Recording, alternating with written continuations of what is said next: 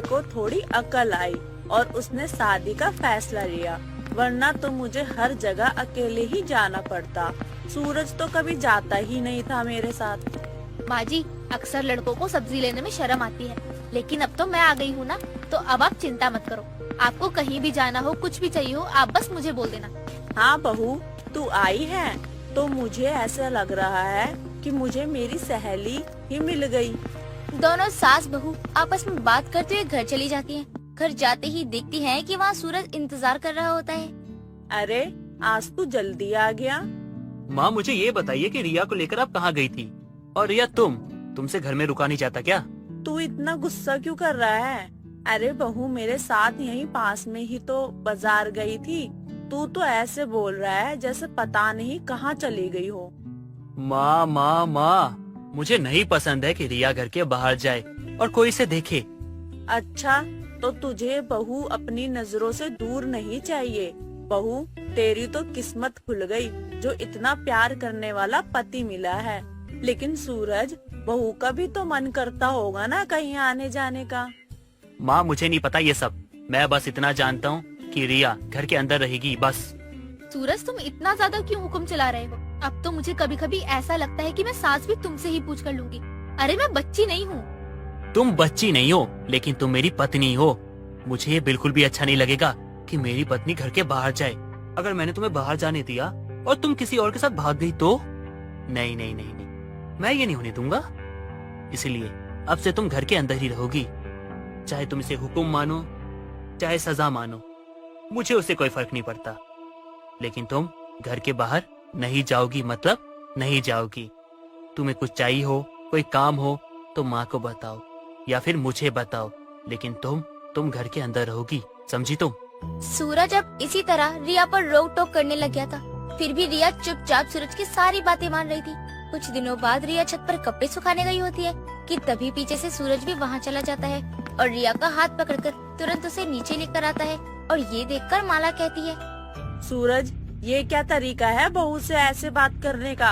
अरे घर की बहू है ये, तू इसे ऐसे क्यों ला रहा है?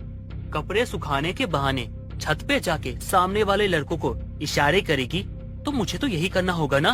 मैंने इसका बाहर जाना बंद करवा दिया, तो अब ये नैन मटक्का छत पे करेगी? हाँ, ये आप क्या बोले जा रहे हो? आप मुझ पर ये इल्जाम लगा रहे हो कि मैं बाहर के लड़कों से नैन मटक्का करती हूँ? आपने मुझे इतना गिरा हुआ समझ लिया है क्या? सूरज, तू बहू पर क्यों ऐसे इल्जाम लगा रहा है? अरे मुझे अपनी बहू पर पूरा विश्वास है। मेरी बहू ऐसा कभी भी नहीं कर सकती और तू अपनी ये हरकतें छोड़ दे। बीवी है ये तेरी, कोई बंधुआ मजदूर नहीं है। ये मेरी पत्नी है, इसके ऊपर मेरा पूरा हक है और मैं हूँ इसका भगवान, इसका पति परमेश्वर। अगर कभी किसी लड़के के साथ रिया तुम मुझे बात करते हुए दिख गई तो तुम्हारे लिए अच्छा नहीं होगा, ये मैं बता देता हूँ। फिर मुझे मत कहना कि मैंने तुम्हें सजा दी, समझी? सूरज की धमकियां अब दिन पे दिन बढ़ती ही जा रही थी। रिया सारी बातें मान रही थी। रिया को अब अपने घर में काफी घुटन सी महसूस होने लगी थी। कुछ दिनों बाद रिया घर पर अकेले बैठकर रो रही होती है। क्या हो गया ये सूरज को? शादी से पहले भी ऐसे ही मुझ पर हुक्म चलाते रहते थे और अब भी, यहाँ तक कि अब मेरा कहीं आना जाना भी बंद करवा दिया है। किसी से मिलना जुलना फोन तक ले लिया। रिया काफी ज्यादा परेशान हो गई थी सूरज की हरकतों से, लेकिन वो सूरज के डर की वजह से कुछ भी नहीं कह पा रही थी। ऐसे ही एक दिन माला आराम से सोफे पर बैठी होती है कि तभी उसकी पड़ोस का लड़का मयंक आता है। आंटी जी, कैसी हो आप? अरे मयंक बेटा, तू यहाँ? तू तो पढ़ाई के लिए गया था ना? तेरी पढ़ाई पूरी हो गई क्या? जी आंटी जी, मेरी पढ़ाई पूरी हो गई है। आज सुबह ही आया हूँ वापस, तो मैंने सोचा आपसे मिल लूं। ये तो बहुत अच्छा किया। इतने दिनों बाद तुझे देखकर मुझे बहुत अच्छा लग रहा है। रुक, मैं अपनी बहू से बोलकर चाय मंगवाती हूँ। रिया चाय लेकर आती है और फिर वहीं बैठ जाती है। रिया भी सबके साथ हंसकर बातें करने लगती है कि तभी सूरज ऑफिस से घर आ जाता है। रिया को ऐसे हंसते हुए बात करते हुए देखकर सूरज को बहुत गुस्सा आता है और वो रिया को जोर से थप्पड़ मारता है। तुम्हें कितनी बार समझाया था मैंने कि अपनी हरकतों को सुधारो, लेकिन तुम कभी बाज नहीं आओगी। तुम्हारी इतनी हिम्मत कैसे हो गई कि पराया आदमी के साथ हंस हंस के बातें कर रही थी? एक बार भी नहीं सोचा कि मैंने देख लिया तो तुम्हारा क्या अंजाम करूंगा? हाँ? अब बस, अब मैं तुम्हारे जुल्म और नहीं सह सकती। अब तक मैं इसलिए ही चुप बैठी थी क्योंकि मैं तुमसे प्यार करती थी, लेकिन आज मेरे स्वाभिमान को ठेस पहुंचाई है तुमने। अब और नहीं, हुक्म करने वाले पति के होने से अच्छा है मैं बिना पति के ही रह लूं। रिया तुरंत अपना घर छोड़कर चली जाती है और एक नई जिंदगी की शुरुआत करती है। पलक एक ऐसी लड़की थी जिसका गुस्सा हमेशा उसकी नाक पर रहता। हर कोई उसकी इस बात से बहुत ज्यादा परेशान था। वो जहाँ एक तरफ गुस्से वाली थी, वहीं दूसरी तरफ उसके ससुराल वाले एकदम शांत स्वभाव के थे, जो कभी भी कोई भी कितनी भी बड़ी बात क्यों ना हो जाए, वो लोग हमेशा शांत रहा करते, कभी गुस्सा नहीं करते थे। माँ जी, एक बात बताइए, जब आपको पता है कि मुझे बिन एसी के नींद नहीं आती है, तो आप मेरे रूम की एसी क्यों बंद कर देती हैं? सुबह उठते ही दिमाग खराब हो जाता है और कुछ नहीं। भाभी, आप ये 2 सींग वाली बहू कहाँ से पकड़ कर लाई? जब देखो जब आग बबूला होती रहती है, कभी शांत नहीं रहती। सिंह? कहाँ है सिंह? मेरे सर पर कोई सिंह नहीं है। क्या बोल रही है बुआ जी आप? लो, बस यही देखना बाकी रह गया था। ये तो सच में अपने सर पे देखने लगी। ऐसा लग रहा है कि सच में इसके सर पे सींग है। बुआ जी, अभी आपने तो कहा कि मेरे सर पर सींग है, तभी तो मैंने देखा, लेकिन मुझे तो कहीं भी सींग नहीं दिखी। पागल लड़की, तू कोई गाय या बैल थोड़ी है जो सच में सींग निकल आएगी। मैंने तो एक कहावत बोली है जो गांव में बोलते हैं, जो सींग तुझे निकली है वो दिखती नहीं है, वो सिर्फ एक ताना मारने के लिए इस्तेमाल किया जाता है। मतलब आप मुझे ताना मार रही हैं? हाँ, तभी मैंने तुझे 2 सींग वाली बहू बोला, क्योंकि तेरे सर पर दोनों तरफ गुस्से के सींग निकले हुए हैं। जिसे भी गुस्से से देख ले वो तो पक्का सींग मार के ही छोड़ेगी। बात सुनकर पलक बहुत बुरी तरह से चिढ़ जाती है और वो बहुत ज्यादा गुस्से में आ जाती है, और वो अपने पति को जवाब देने जा ही रही थी कि तभी उसका पति हॉल में आ जाता है और अपनी पत्नी को गुस्से में लाल देखकर कहता है, अरे ओ, गुस्से में क्या देख रही हो? हैं? ऐसे क्यों देखे जा रही हो सबको? खा जाओगी क्या? हाँ बोलो ना, खाओगी? अरे नाश्ता बनाने का टाइम है और पता नहीं ऐसे घूरे जा रही हो सबको। हाँ क्यों नहीं, आप लोगों को मैं तो हैवान ही दिखाई देती हूँ ना, इसलिए इंसान को खा जाऊंगी। नहीं नहीं नहीं नहीं, ऐसी कोई बात नहीं है, वो गलती से मुंह से निकल गया बस। आपको तो मैं अभी बताती हूँ, जरा रुक जाइए आप बस। अरे बस करो तुम दोनों, जब देखो लड़ने के बहाने ढूंढते रहते हो। बहू के कमरे का एसी किसी ने बंद कर दिया था, तो बहू उसके लिए सब पर गुस्सा कर रही है। अरे बस बस, सब पे गुस्सा करने की जरूरत नहीं है। वो एसी मैंने बंद की थी। वो रात में मुझे ना कुछ तबीयत सही नहीं लगी और ठंड भी लग रही थी तो बंद कर दिया। अच्छा, तो ये हरकत तेरी है और बहू कब से हमें सुनाई जा रही है। जब तू कमरे से निकल रहा था तो एसी चला देता ना, बिना किसी बात के तमाशा हो गया सुबह सुबह। अरे माँ, पहले दिन कर रही है क्या तमाशा? अरे रोज का हो गया इसका, रोज किसी न किसी बात को, किसी न किसी चीज को लेके तमाशा करती रहती है। इसकी तो आदत हो चुकी है अब। सागर अपनी बात खत्म करके अपने कमरे में चला जाता है, लेकिन पलक के गुस्से में कोई दुहार नहीं होता। तभी एक गंदी मुंह वाली आंटी, कान छोड़ दे, दर्द हो रहा है। अरे मैं अपनी मम्मी को बोल दूंगा। अरे मम्मी कहाँ चली गई? अरे बेटे को मार देगी, ये कहाँ हुआ? पलक, ये क्या कर रही हो? छोड़ दो इसे। अरे अरे छोड़ो इसे, अरे दर्द हो रहा है इसे। बच्चा है यार, छोड़ दो यार।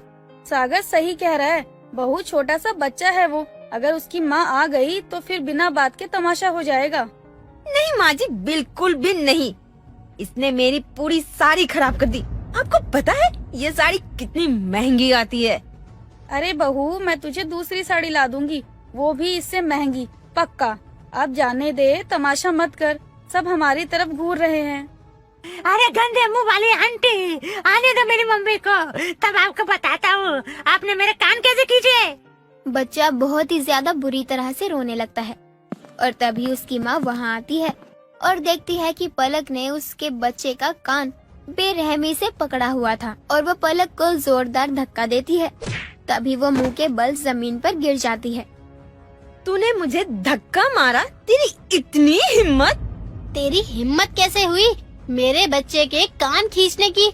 ये सोच, मैंने सिर्फ तुझे धक्का मारा है, तुझ पर हाथ नहीं उठाया। इतने छोटे बच्चे के कान खींचते हुए तुझे शर्म नहीं आई? अच्छा, मैंने कान खींचे तेरे बच्चे के तो मुझे शर्म आनी चाहिए, और तेरे बच्चे ने इतनी महंगी साड़ी खराब कर दी, उसका क्या? तू देगी पैसे? एक साड़ी के लिए तूने मेरे बच्चे को तकलीफ दी। ये ले अपने साड़ी के पैसे, ले लियो अपने लिए नई साड़ी, पत्थर दिल औरत कहीं की। कीर्ति पलक के गुस्से का मुंह तोड़ जवाब देकर चली जाती है और पलक को ये देखकर और ज्यादा गुस्सा आता है और वो जैसे ही कीर्ति को जवाब देने जाने लगती है तभी सागर उसे रोक लेता है और गुस्से भरी आवाज में उससे कहता है, अरे बंद कर दो तमाशा, घर चलो आप चुपचाप से। मैं यहाँ आप लोगों के साथ आया था, सोचा था इज्जत बनेगी, लेकिन नहीं, यहाँ तो मेरी इज्जत बर्बाद कर दी मेरी पत्नी ने। अब घर चलो, अब चलो ना घर, क्या मुंह देख रहे हो। अब सागर सबके साथ घर आ जाता है और पलक से कोई बात नहीं करता। तभी ये सब देखकर कल्पना पलक को ताना कसती है। भाभी, आप मानो या ना मानो, लेकिन ये 2 सींग वाली बहू आपकी पूरे मोहल्ले में एक दिन नाक कटवा के रहेगी। अपने गुस्से के चलते ये सबको अपना दुश्मन बना देगी। बात करना तो दूर, कोई आपकी तरफ देखेगा भी नहीं। कल्पना, आज के लिए बहुत सुना लिया है तूने और बहुत तमाशा भी कर लिया है। अब कुछ भी मत बोलो और सभी जाओ अपने कमरे में। हाँ हाँ जाओ, आपकी ही बहू है, आपको ही रहना है इसके साथ, मुझे थोड़ी ना रहना है, चाहे गुस्से वाली हो चाहे जैसी हो। कल्पना अपने दिल की भड़ास निकाल कर वहाँ से चली जाती है, जिसके बाद इस तमाशे को देखकर सब अपने अपने कमरों में चले जाते हैं।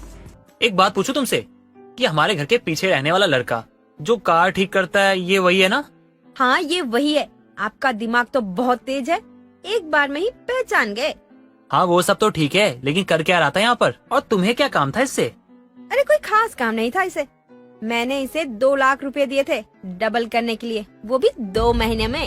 अरे पागल वागल हो गई हो क्या? अरे पूछ तो लेती मुझसे, इतनी बड़ी रकम उसे दे दी। अरे बीवी हो मेरी, दुश्मन थोड़ी हो, एक बार तो पूछ सकती थी। हरकतें तो आपकी दुश्मनों वाली है। और अभी आपने क्या कहा? मैं गुस्सा करती हूँ? मतलब मैं गुस्सा करती हूँ? और भी बहुत कमियां हैं मुझमें। बताइए ना, आप और कौन सी कमियां हैं मुझमें? तो तुमको क्या लगता है तुम गुस्से में ये सब बोलोगी और अपनी बात छुपा लोगी? नहीं, बिल्कुल नहीं, ऐसा नहीं हो सकता। मैं तुमसे नहीं डरता, मतलब डरता हूँ लेकिन थोड़ा बहुत डरता हूँ यार। मुझे तो लगता था तुम सिर्फ गुस्सा करती हो, लेकिन तुम इतनी बड़ी पागलपंती भी कर सकती हो। अरे यार सोचती तो एक बार। मैंने जो भी किया है ना, सब सही किया है। आपको उससे कोई मतलब नहीं होना चाहिए। सही भाई कुछ नहीं किया है, जाओ वापस पैसे लेकर आओ, बैंक में जमा करवा लेंगे, आगे काम आएगा। नहीं, मैं कहीं नहीं जाऊंगी, समझे आप? ये मेरे पैसे हैं, मैं चाहे जो करूं, आपको मेरे पैसे से कोई मतलब नहीं होने चाहिए। पलक अभी भी गुस्से में अपने पति को जवाब देकर वहाँ से चली जाती है।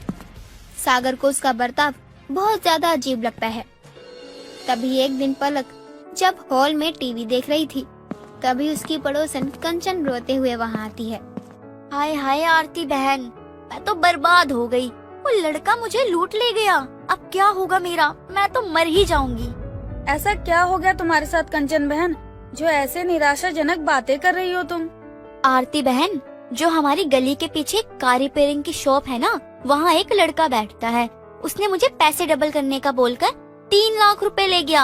आज जब मैं पैसे लेने गई तो पता चला वो शॉप बेचकर ही भाग गया। क्या? नहीं, ऐसा तो नहीं हो सकता। वो ऐसे कैसे भाग सकता है? नहीं, ये ऐसा नहीं हो सकता।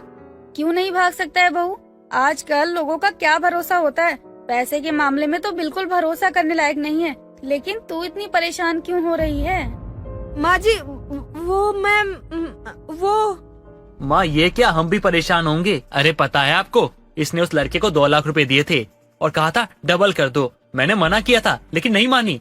माँ आपको याद है दादाजी कहा करते थे ना, विनाशकारी विपरीत बुद्धि, वही हुआ इसके साथ। पलक अपने गुस्से के कारण अपना बहुत ज्यादा नुकसान करवा लेती है, जिसका अफसोस उसको बहुत ज्यादा होता है। जिसके बाद वो ये कोशिश करती है कि वो अब गुस्सा नहीं करेगी और अपने गुस्से पर काबू रखेगी। गुनगुन कोलकाता सिटी में अपने पूरे परिवार के साथ रहा करती थी। गुनगुन के पिता एक स्कूल मास्टर थे और वहीं उनकी माँ गाने की टीचर थी। गुनगुन को झालमुरी खाने का बहुत शौक था।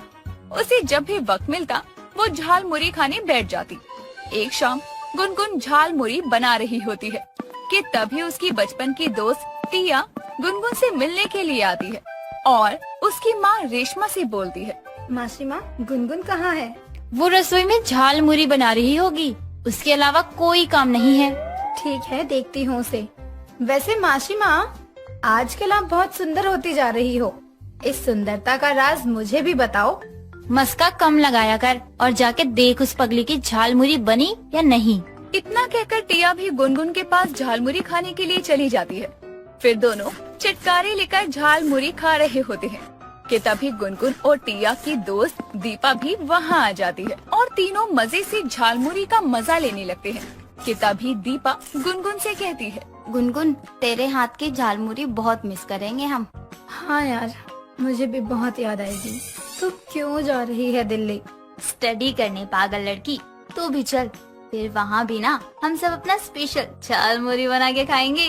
तू पहले स्टडी कर ले, फिर उसके बाद एक झालमुरी का ठेला खोल लियो, MBA झालमुरी वाले, उसमें बहुत अच्छा फ्यूचर है। दीपा की बात सुनकर तीनों जोर जोर से हंसने लगते हैं और ऐसे ही मजाक मस्ती में पूरा दिन गुजर जाता है। फिर टिया और दीपा भी अपने अपने घर को निकल जाते हैं। ऐसे ही कई दिन बीत जाते हैं। गुनगुन भी अब दिल्ली अपनी स्टडी पूरी करने जा रही थी कि तभी रेशमा बोलती है, गुनगुन मेरी बच्ची, अच्छे से मन लगा के पढ़ाई करना। ओफो माँ, तुम भी कमाल करती हो, रोना धोना बंद करो। हाँ मासी माँ, ये पढ़ लिख कर झालमुरी वाली ही बनेगी, आप चिंता मत करो, बहुत सक्सेसफुल फ्यूचर है इसमें। चुप हो जाओ तुम दोनों, मेरा मजाक बना रही हो? वापस आने दो, फिर खबर लेती हूँ। इतना कहकर गुनगुन कार से एयरपोर्ट की तरफ निकल जाती है और कुछ देर बाद दिल्ली पहुंच जाती है। ऐसे ही कुछ दिन बीत जाते हैं। गुनगुन अब कॉलेज भी जाने लगी थी। उसे अब अपने शहर की झालमुरी बहुत याद आती है और वो खुद से कहती है, यार, यहाँ तो कहीं भी झालमुरी की शॉप नहीं है, कैसे गुजारा होगा मेरा? मैं बिना झालमुरी के कैसे रहूंगी? गुनगुन सोच ही रही होती है कि तभी पीछे से एक स्वीटी नाम की लड़की उससे टकरा जाती है। स्वीटी एक बहुत बड़बोली लड़की होती है जिसे बात करना बहुत पसंद था। तभी वो गुनगुन को उदास देखकर उससे बोलती है, क्या हुआ, आप इतना सैड क्यों हो? कोई दिक्कत परेशानी? अगर कोई परेशानी होती है तो मुझे जरूर याद करे, मेरे पास हर दर्द का इलाज है। मुझे झालमुरी खानी है। कब? अब। एक बात बताइए मिस, चलो कोई भी हो आप, मेरा नाम स्वीटी है और आपका नाम? गुनगुन। हाँ तो गुनगुनाओ, मैंने कब रोका है? जितना मर्जी गुनगुनाओ, कोई दिक्कत परेशानी नहीं है। दिक्कत परेशानी नहीं है कह कह के सारी सवाल कर डाले, पर जो सवाल पहले पूछा था मैंने उसका जवाब कब देंगी मिस? दिक्कत परेशानी? ओ सॉरी, हाँ तो आपको क्या खानी थी? झालमुरी खानी है, बहुत दिन से नहीं खाई और मैं झालमुरी को ना बहुत मिस कर रही हूँ। ये क्या है, आज पहली बार नाम सुना है मैंने, और नाम इतना अटपटा क्यों है भाई? क्योंकि ये चटपटा होता है ना, इसलिए इसका नाम अटपटा है। इतना कहकर दोनों मार्केट की तरफ चले जाते हैं, पर दोनों को कहीं भी झालमुरी वाला नहीं दिखता। और थोड़ी दूर के बाद स्वीटी एक ठेले से चिप्स खरीदती है और गुनगुन को भी खिलाती है। तभी गुनगुन को एक आइडिया आता है, अरे वाह, ये तो बहुत ही टेस्टी है, थोड़ा और खरीद देते हैं, मैं घर जाकर इसका कुछ बनाऊंगी। क्या? अब इसका क्या ही चटपटा बनाओगी? पहले से है, बस इस चिप्स की जान न निकाल देना। इतना कहकर दोनों कुछ चिप्स के पैकेट और प्याज टमाटर लेकर अपने रूम की तरफ चली जाती है। वहीं स्वीटी गुनगुन को देखकर हैरान हो गई और गुनगुन से बोलती है, एक बात कहूँ गुनगुन तुमको, तुम्हारे सर पर कहीं चोट लगी है क्या? नहीं, मुझे कोई चोट नहीं लगी है, पर तुम ऐसा क्यों पूछ रही हो? अरे तुम चिप्स में प्याज टमाटर डाल के खाने वाली हो। नॉर्मल लोग सब्जी में डाल के खाते हैं, पर शायद तुम नॉर्मल लोगों में नहीं आती हो। हमारे वहाँ ना झालमुरी ऐसे ही बनती है, पर एक बार इसको खा के तो देख, मजा आ जाएगा, फिर यही खाने की जिद करेगी तू हमेशा। बस कर बंगालन, इतनी भी पागल नहीं हूँ मैं जो तेरी अटपटी चीज खाने के पीछे पागल हो जाऊँ। गुनगुन हंसती ही जा रही थी। स्वीटी गुनगुन को टमाटर प्याज के साथ चिप्स खाते हुए देखकर हैरान थी। ऐसे ही कुछ दिन और बीत जाते हैं। धीरे धीरे गुनगुन झालमुरी भूलकर प्याज टमाटर वाले चिप्स खाने की दीवानी हो जाती है और एक दिन गुनगुन की माँ उससे दिल्ली मिलने आती है। उफ, कितनी गर्मी है दिल्ली में, कैसे रहती है तू यहाँ? जैसे कोलकाता में रहती थी। वैसे माँ, दीपा और टिया दोनों कैसी हैं? वो दोनों भी ठीक है, उन दोनों ने तेरे लिए कुछ भेजा है। ये क्या, झालमुरी? रुको, मैं आपको दिल्ली का झालमुरी खिलाती हूँ, इसे खाने के बाद ना आप झालमुरी खाना ही भूल जाएंगी। माँ बेटी बातें कर ही रही थी कि तभी स्वीटी आ जाती है और गुनगुन की माँ रेशमा से बातें करना शुरू कर देती है। नमस्कार आंटी, मुझे इतनी ही बंगाली आती है, आपको बुरा तो नहीं लगा ना? अरे कोई बात नहीं बेटा, तुमने इतना बोल लिया वही काफी है। आंटी, आपको कोई दिक्कत परेशानी तो नहीं हुई ना यहाँ आने में?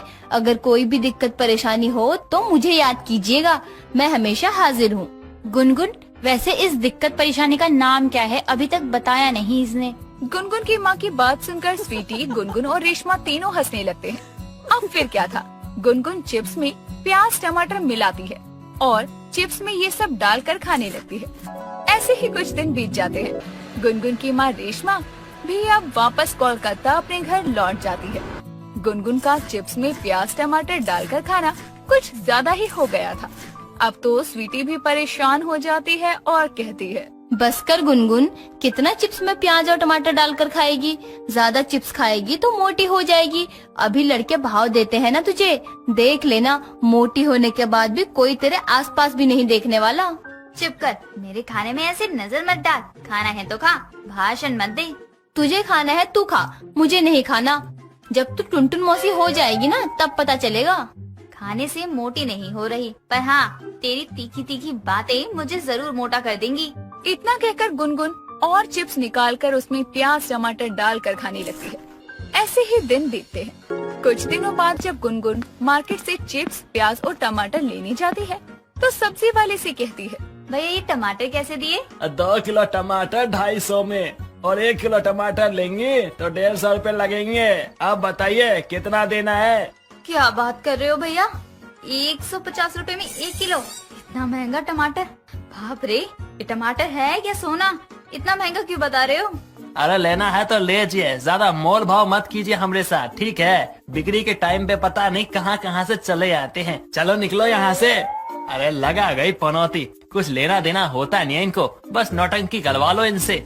बढ़िया टमाटर खरीदने वाली। ये सुनकर गुनगुन को बहुत बुरा लगता है और वो दूसरी तरफ सब्जी लेने चली जाती है।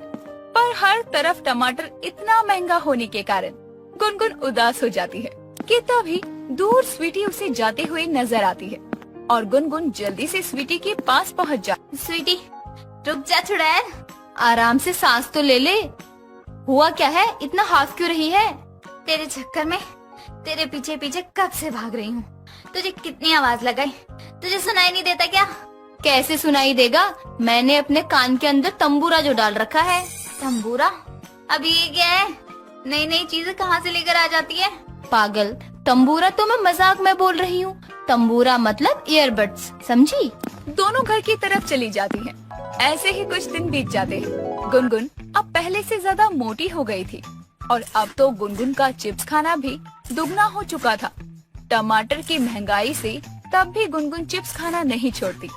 ऐसे ही एक दिन स्वीटी मार्केट से टमाटर नहीं लाती तो इस बात से गुनगुन चिढ़ जाती है और बोलती है, तुझे एक चीज लाने को कहा था, पर तुझसे तो वो भी नहीं होता कामचोर। ब्रेक मार ब्रेक, इतना कौन सुनाता है? चिप्स में प्याज टमाटर डालकर खाने वाली आदत को सुधार ले। और हाँ, टमाटर महंगा हो गया है, अगर तूने ये आदत नहीं छोड़ी तो तेरी लुटिया टमाटर के पीछे लूट जाएगी। स्वीटी गुनगुन को सुनाने लगती है और ऐसे ही कुछ दिन बीत जाते हैं और गुनगुन को अपने मोटापे से तकलीफ होने लगती है। गुनगुन बैठकर चिप्स खा रही थी कि उसके पेट में जोरों का दर्द होता है। स्वीटी उसे डॉक्टर के पास लेकर जाती है। डॉक्टर गुनगुन का चेकअप करता है और बोलता है, क्यों खाती हो जंक फूड जो तुम्हें और तुम्हारे शरीर को तकलीफ दे? इस उम्र में इतनी मोटी होना अच्छी बात नहीं है। दोबारा ऐसी हालत हुई तो मेरे पास मत लेके आना। डॉक्टर की इतनी कड़वी बातें सुनकर गुनगुन समझ जाती है और उसे एहसास होता है कि उसने स्वीटी की बात ना सुनकर कितना गलत किया और अब वो कभी चिप्स नहीं खाती।